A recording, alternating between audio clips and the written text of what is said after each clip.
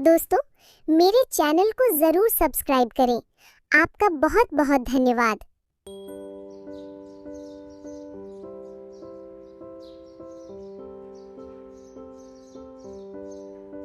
एक घनी जंगल के बीचों बीच एक नदी बहती थी। उस नदी में एक बूढ़ा मगरमच्छ रहता था। वो बूढ़ा होने के कारण शिकार नहीं कर पाता था। एक दिन उसे जोर की भूख लगी।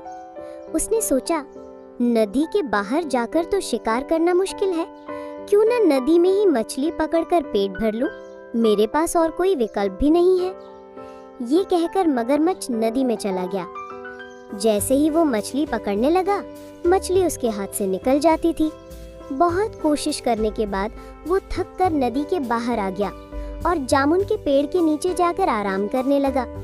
वहाँ उसने देखा कि पेड़ पर एक बंदर जामुन खा रहा है।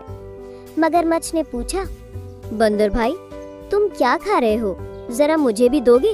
बहुत भूख लगी है। मैं तो पेड़ पर नहीं चढ़ सकता, इसलिए तुम नीचे फेंक दो। बंदर बोला, ये जामुन है, बहुत मीठा फल होता है। ये लो, तुम भी खाओ। मगरमच्छ ने जामुन खाया और बोला, अरे ये तो सच में बहुत मीठा है। शुक्रिया दोस्त, मुझे बहुत भूख लगी थी और तुमने मेरी मदद की। तुम तो बहुत अच्छे हो। मेरा कोई दोस्त नहीं है, क्या तुम मेरे दोस्त बनोगे? बंदर ने हंसकर कहा, क्यों नहीं, आज से तुम मेरे दोस्त हो। मैं इसी पेड़ पर रहता हूँ। तुम्हें जब भूख लगे मुझे कहना, मैं तुम्हें जामुन तोड़कर दे दिया करूँगा। इस तरह मगरमच्छ रोज उस नदी के किनारे आता और बंदर उसे जामुन खिलाता। दोनों खूब मस्ती करते थे। वो अब अच्छे दोस्त बन चुके थे। कभी मगरमच्छ पेड़ के पास आकर खेलता, तो कभी बंदर मगरमच्छ की पीठ पर बैठकर नदी की सैर करता। एक दिन मगरमच्छ ने कहा, बंदर भाई, मैं ये जामुन अपने पत्नी को भी खिलाना चाहता हूँ। तुम मुझे थोड़े जामुन तोड़कर दे दो, मैं अपने साथ ले जाऊंगा। इतना मीठा जामुन वो कभी नहीं खाई। आज मैं उसे खिलाना चाहता हूँ, वो बहुत खुश होगी। मगरमच्छ जामुन लेकर नदी के दूसरे किनारे पर पहुंचा। उधर उसकी पत्नी धूप में अपने घर के सामने बैठी थी।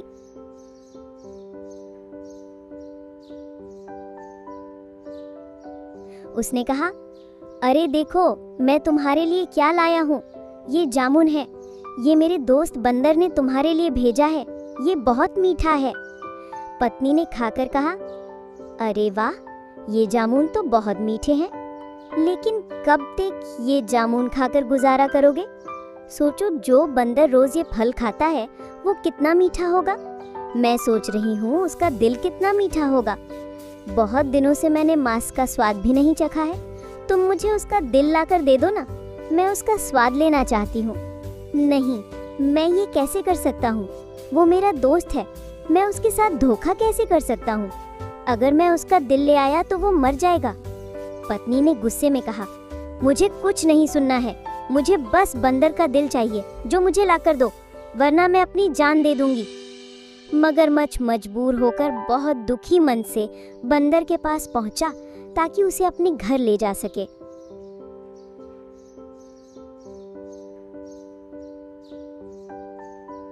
मगरमच्छ ने कहा, मेरी पत्नी ने तुम्हारे दिए जामुन से खुश होकर तुम्हें खाने पर बुलाया है। चलो, आज तुम हमारे घर चलकर हमारे साथ भोजन करो।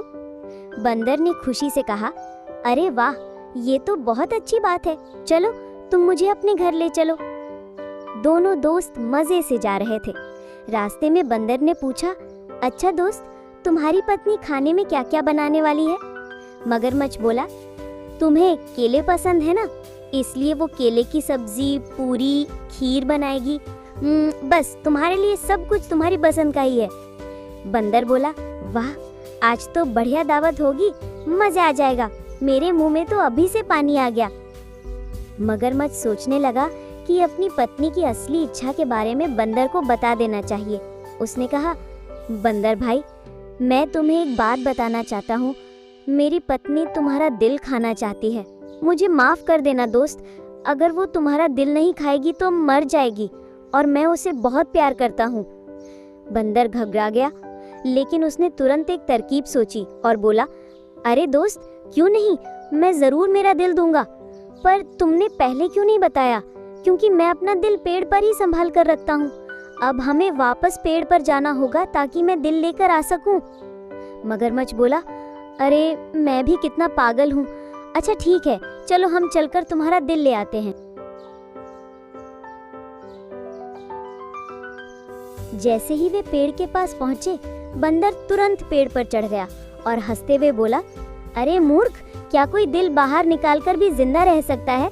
मैंने तुम्हें अपना दोस्त समझा, तुम्हें खाना भी खिलाया, तुम्हारी मदद की और तुमने मेरी दोस्ती का ये सिला दिया। अब ना तुम्हें जामुन मिलेगा और ना ही दिल।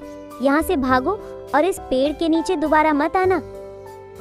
बंदर ने अपनी समझदारी से अपनी जान बचा ली और मगरमच्छ को बेवकूफ़ी के कारण दोस्ती और जामुन दोनों से हाथ धोना पड़ा।